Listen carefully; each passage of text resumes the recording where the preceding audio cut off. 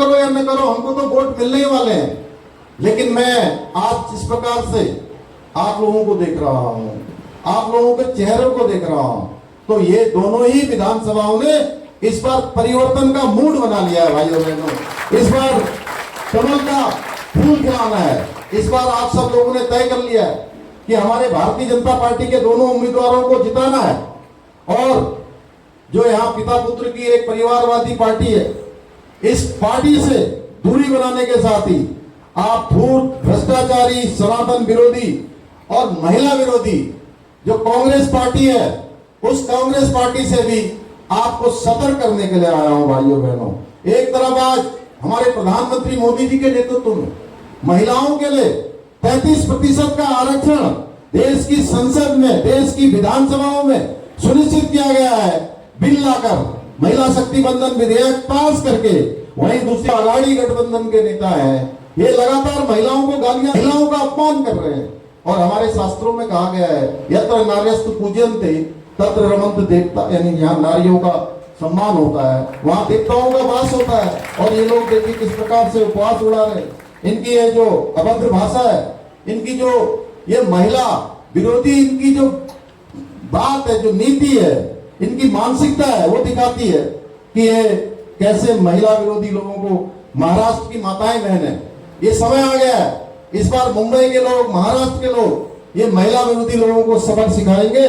ये वही कांग्रेस है जिसने हमेशा सनातन का विरोध किया है। आप सबको याद होगा कि इनके नेता कैसे कहते थे कि ये सनातन मलेरिया है, सनातन वायरल फीवर है, सनातन डेंगू है। इस प्रकार से ये सनातन की परिभाषा लोगों के सामने माखौल उड़ाते थे भाइयों बहनों। ये लोग, ये वही लोग हैं जिन्होंने सुप्रीम कोर्ट में कहा कि राम काल्पनिक नहीं है, राम जो है काल्पनिक है, राम सेतु काल्पनिक है, राम मंदिर न बने, उसके लिए उन्होंने सारे जतन किए। लगातार सुप्रीम कोर्ट में लगातार उसमें जो है आपत्तियां लगाने का काम किया। और कांग्रेस एक वर्ग का वोट लेने के लिए इतने नीचे गिर गई कि हम 500 सालों से जिसके लिए संघर्ष कर रहे थे, हम प्रतीक्षा कर रहे थे, लाखों लोगों ने जिसके लिए अपने प्राणों का बलिदान दे दिया, संघर्ष कर दिया कि जहां भगवान राम पैदा हुए थे वहां पर मंदिर बनना चाहिए। भाइयों बहनों, जब उस राम मंदिर का जो है वहां पर प्राण प्रतिष्ठा का कार्यक्रम हो रहे थे, भगवान राम जब अपने महल में आ रहे थे, उस कार्यक्रम का इनको न्योता भेजा जाता है, इनको निमंत्रण भेजा गया। लेकिन ये जानते हो, उस निमंत्रण भेजने के बाद भी भगवान राम की प्राण प्रतिष्ठा के कार्यक्रम में क्यों नहीं आए? इसलिए नहीं आए, इनको लगता था कि अगर ये चले गए तो एक विशेष वोट बैंक जो है इनका, वो इनसे नाराज हो जाएगा। भाइयों बहनों, इनको एक बड़े बहुसंख्यक वर्ग की चिंता नहीं थी कि वो हमसे नाराज हो जाएगा, इसलिए उन्होंने उस न्योते को भी ठुकरा दिया।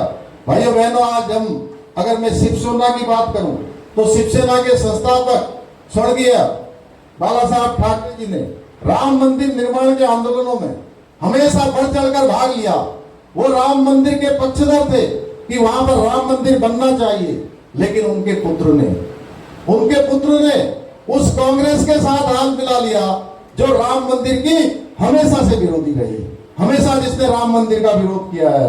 आपको याद होगा, औरंगाबाद का नाम संभाजी नगर करना तय हुआ तब तुष्टीकरण के लिए कि वही वो एक वोट बैंक फिर से नाराज न हो जाए।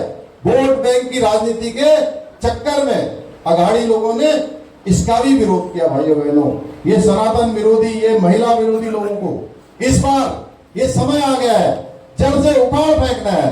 अभी अभी हरियाणा का चुनाव हुआ है, हरियाणा में भी लोग कह रहे थे कि इस बार यहाँ कांग्रेस आ जाएगी, इस बार यहाँ परिवर्तन हो जाएगा, भारतीय जनता पार्टी की जमानत जब्त हो जाएगी, यहाँ किसान जो है भारतीय जनता पार्टी की जमानत जब्त करवा देंगे, यहाँ के नौजवान जो है भाजपा को यहाँ से सत्ता से बाहर कर देंगे, यहाँ की महिलाएं कर देंगी। लेकिन आप देखिए, हरियाणा में तीसरी बार हमारे प्रधानमंत्री मोदी जी के सुशासन पर हरियाणा के लोगों ने मोहर लगाई है और पूरी जो है बहुमत वाली सरकार बनाई है।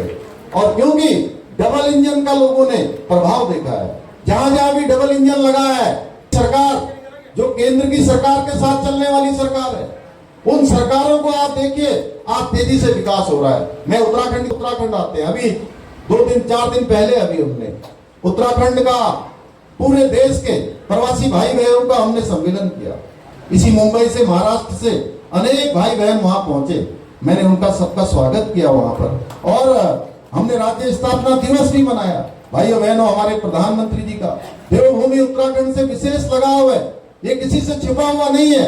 उसी कारण से आज हमारे 4 धामों का विकास, रोडें बन रही हैं। जो यात्रा बाबा केदार की यात्रा कुछ सालों पहले 2 लाख 3 लाख की होती थी, आज वो 20 लाख से ऊपर पहुंच रही है। 54 लाख 55 लाख 56 लाख की यात्रा हो रही है। आपदाओं के बाद भी लोगों का सैलाब आ रहा है। आदि कैलाश की यात्रा शुरू हो रही है। पूरे उत्तराखंड के आने वाले देश भर के जो श्रद्धालु हैं, पर्यटक हैं, लगातार बढ़ रहे हैं। हवाई सेवाएं आज देहरादून से पूरे भारतवर्ष के सभी प्रमुख शहरों के लिए हो रही है। हमारे यहाँ एम्स खुल गया है, दूसरा एम्स का सैटेलाइट सेंटर खुल गया है। देवभूमि उत्तराखंड को एक गौरव प्राप्त हो गया है कि देश के अंदर, देश की आजादी के बाद पहला राज्य उत्तराखंड है जहां किसी भी धर्म का होगा, किसी भी पंथ का होगा, किसी भी समुदाय का होगा, अब सबके लिए वहां एक समान कानून लागू होगा। समान नागरिक संहिता का कानून। हमने कहा यहाँ जिहाद उत्तराखंड के अंदर हम नहीं चलने देंगे। अवैध की कीमत पर वहां पर बर्दाश्त नहीं किया जाएगा। लैंड जिहाद के खिलाफ हमने कार्रवाई करी है। 5000 एकड़ से ज्यादा जमीनें हमने आज अतिक्रमण से मुक्त कराई है।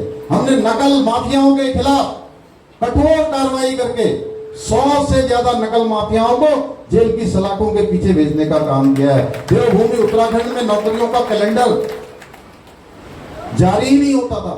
हमने देवभूमि के अंदर नौकरियों के लिए कैलेंडर जारी किया, लोक सेवा आयोग के माध्यम से, अधीनस्थ सेवा चयन आयोग के माध्यम से।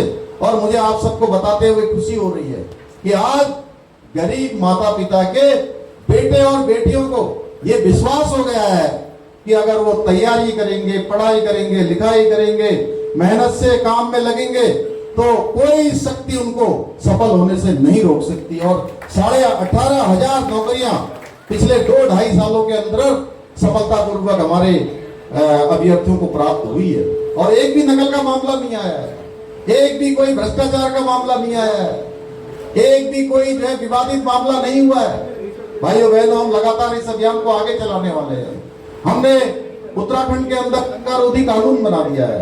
अब उत्तराखंड में कोई भी दंगा करेगा, कोई भी वहां पर तोड़फोड़ करेगा, तो उसकी एक एक पाई की भरपाई उसी दंगा करने वाले से वसूल की जाएगी। धर्मांतरण किसी कीमत पर नहीं होगा। धर्मांतरण को रोकने के लिए हमने सख्त धर्मांतरण का कानून बना दिया है। 10 साल तक की सजा का प्रावधान कर दिया है।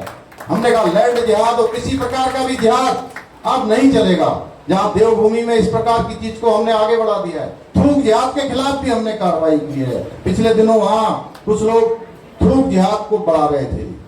ऐसी घटिया मानसिकता से खाने पीने की वस्तुओं को दूषित कर रहे थे, खाद्य सामग्री समाप्त खराब कर रहे थे। भाइयों बहनों, उनके खिलाफ हमने कठोर कार्रवाई की है। मैं आज आप सबके बीच में आया हूं तो निश्चित रूप से देवभूमि ने जो काम शुरू किया है उसको देवभूमि के लोग जो मुंबई में हैं, मुंबई में प्रवासी हैं, उन सबको भी मुंबई में इस परिवर्तन को आगे बढ़ाना है। हरियाणा के अंदर सब लोगों ने समर्थन किया है।